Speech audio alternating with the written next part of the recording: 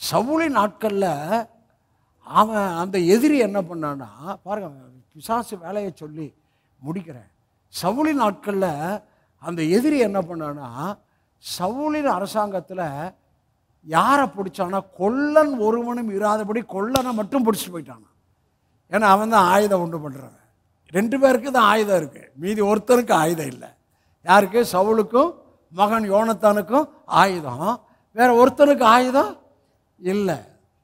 இப்போ இப்படி மாற்றி சொல்கிறேன், அவன் கொல்லனை ஆயுதத்தை தான் உருவான். நீங்கள் எல்லாரும் கிறிஸ்துவின் சர்வாயுத வர்க்கத்தை தரித்த போர்ச்சேவர்களாயிருக்க வேண்டும்.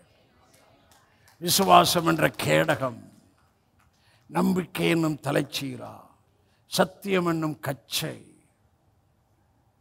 ஆமென், இரட்சண்யம் என்னும் கேடகம், இருவரும் கருக்குள்ள ஆவியின் பட்டயம், எல்லாவற்றுக்கும் மேலாக விசுவாசம் என்ற கேடகத்தை பிடித்து நிற்கணும்.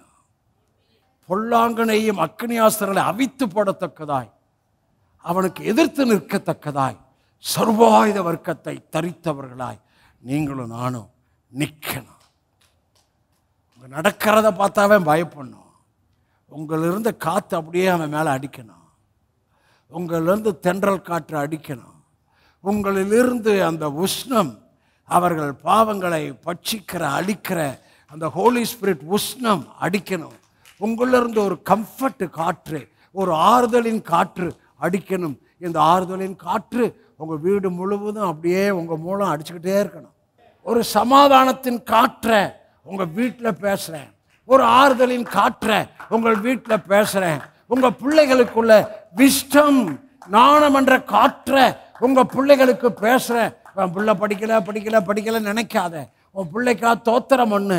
இன்று உன் பிள்ளையுடைய விஸ்டத்தில் சடன் சேஞ்சை கர்த்தர் பேசிக்கொண்டிருக்கிறார். ஆமென். சகோதரிகளே, தாய்மார்களே, உங்களுக்கு வேலை செய்வதற்கான தேவ பலன் என்ற காற்றை உங்களுக்கு நான் பேசுகிறேன்.